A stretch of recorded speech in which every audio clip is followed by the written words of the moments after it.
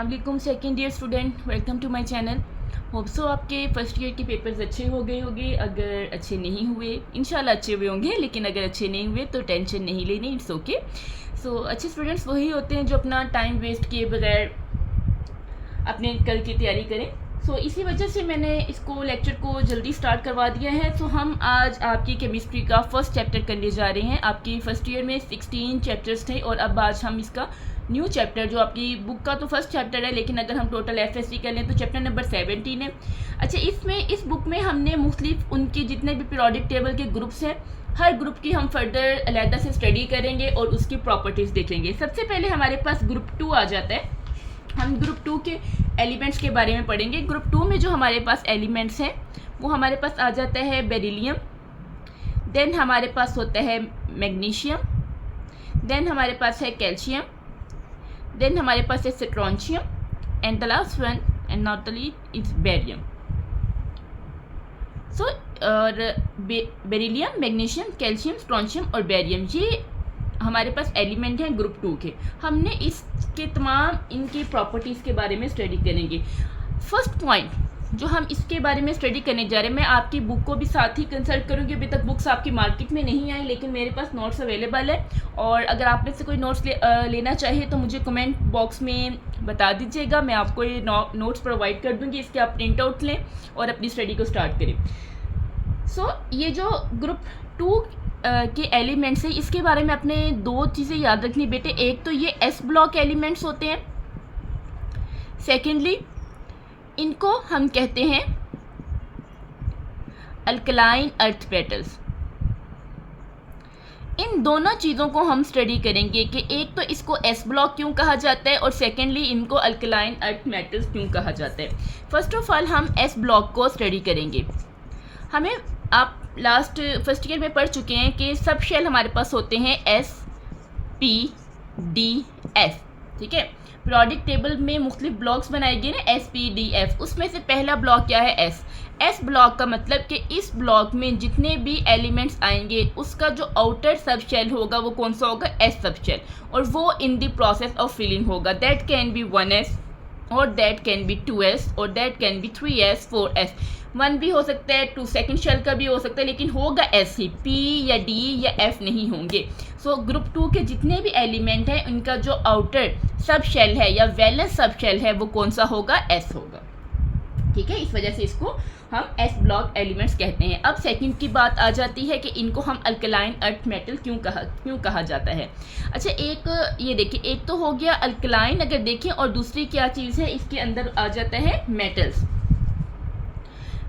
अच्छा, इनकी जो नेचर है वो मेटेलिक नेचर है। जो मेटल की प्रॉपर्टीज़ होती हैं ना, वो सारी की सारी प्रॉपर्टीज़ इनकी होंगी, लाइक शाइनिंग सरफेस, हार्ड होना, शीट्स में तब्दील हो जाना, वायर्स में तब्दील हो जाना, हैवी होना, melting and boiling points high होना, ये सारी मेटल्स की प्रॉपर्टीज़ है। और यही प्रॉपर्टीज़ ग्रुप 2 एलिमेंट्स की भी होती हैं, इसी वजह से इनको मेटल्स कहा जाता है, अल्कलाइन अर्थ मेटल। अब अगली चीज़ अर्थ, क्योंकि अर्थ क्रस्ट में है, ज़मीन की जो ऊपर वाली सतह है, जो क्रस्ट होती है ज़मीन का, यानी कि ज़मीन को जैसे मादनियात होती है ना, ज़मीन को खोद के निकाला जाता है, सो ये भी ज़मीन की क्रस्ट के अंदर मौजूद हैं। और इसकी नेचर क्या है? अल्कलाइन।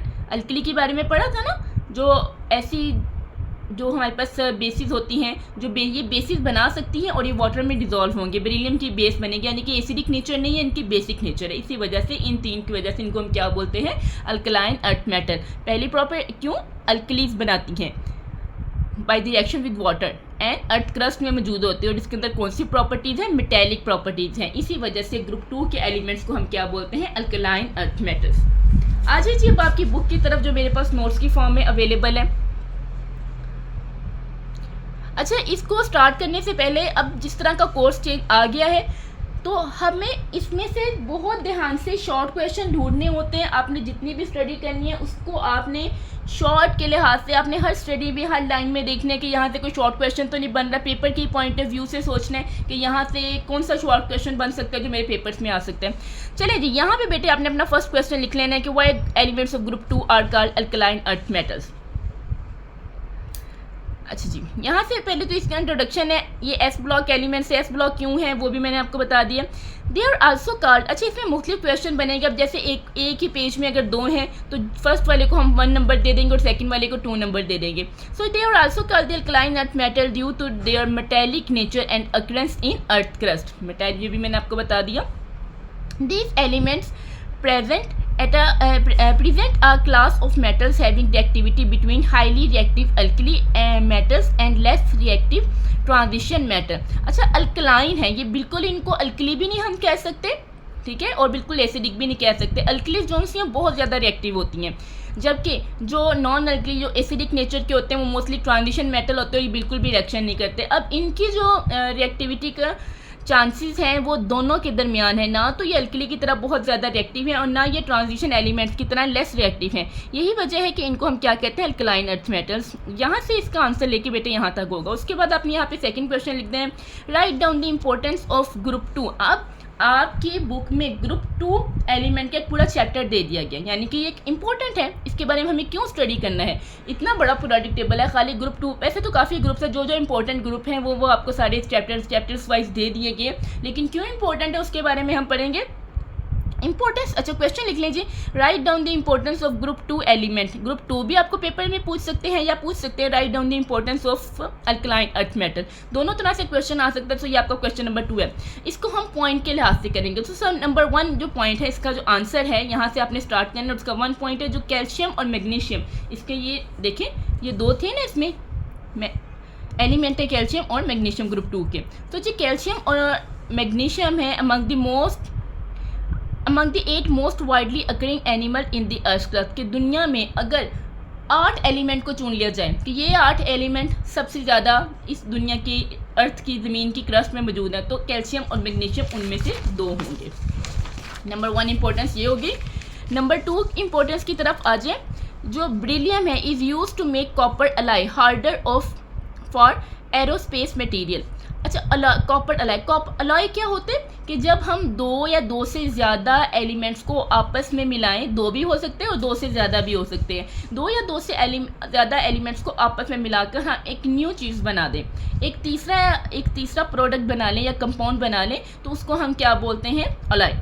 तो जो बेरिलियम है वो क्या होता है, कॉपर, बेसिकली कॉपर भी एक मेटल है लेकिन ये सॉफ्ट होता है। इसको हार्ड बनाने के लिए उसके अंदर क्या किया जाता है, बेरिलियम को यूज़ किया जाता है। एरोस्पेस मटेरियल, जितने भी जैसे एरोप्लेन्स हैं, स्पेसशिप्स हैं, जिनको हम स्पेस में जाने के लिए यूज़ करते हैं, वो सारे के सारे मटेरियल दैट बनाने के लिए यूज़ होते हैं। Number 3, magnesium is an important part of chlorophyll. Chlorophyll क्या है, ग्रीन पिगमेंट है जो प्लांट्स में, जिसकी मदद से प्लांट्स अपनी खुराक तैयार करते हैं, और वो जो क्लोरोफिल है उसका सबसे अहम एलिमेंट कौन से, मैग्नीशियम। मैग्नीशियम नहीं होगा तो क्लोरोफिल नहीं होगा, क्लोरोफिल नहीं होगा तो प्लांट्स अपनी खुराक नहीं बना सकेंगे, ये भी इसकी इंपॉर्टेंस है। Next, magnesium, calcium, strontium. Number 4 पे, magnesium, calcium, strontium and barium are essential components of fire work due to their vibrant flame colours. Vibrant flame colour यानी कि इनको जब जलाया जाता है इन चारों को, तो इनके जो फ्लेम्स का कलर होता है बड़ा प्यारे प्यारे निकलते, ब्लू, रेड, येलो, ऑरेंज। तो फ्लेम कलर्स की वजह से इनको फायरवर्क, जो पटाखे वगैरह करते हैं, आतिशबाजी, उनके अंदर इसको यूज़ किया जाता है। तो ये 4 पॉइंट्स हैं, शॉर्ट क्वेश्चन है बेटे ये आपका कि इसकी इंपॉर्टेंस क्या है। नेक्स्ट आ जाए जी, हम प्रॉपर्टीज़ पढ़ेंगे एंड ट्रेंड्स पढ़ेंगे ग्रुप 2 ही एलिमेंट्स के। सबसे पहला जो मैंने आपको स्टार्ट में भी बताया था कि ये जितने भी एलिमेंट हैं इनका जो आउटर मोस्ट सब शेल होगा वो कौन सा होगा, एस सब शेल। तो सबका ही एस सब शेल है, तो इसकी वजह से इनकी जो केमिकल प्रॉपर्टीज हैं वो भी क्या होगी, similar. However the properties of element vary from top to bottom. Top to bottom elements की प्रॉपर्टीज चेंज होंगी। वजह हम मैट्रिक्स से पढ़ते आ रहे हैं। ग्रुप में जब हम ग्रुप्स की स्टडी करते हैं तो ग्रुप में जो फर्स्ट एलिमेंट होता है उसका साइज छोटा होता है। जैसे जैसे हम नीचे की तरफ मूव करते जाते हैं साइज क्या होता जाता है, इंक्रीज होता जाता है।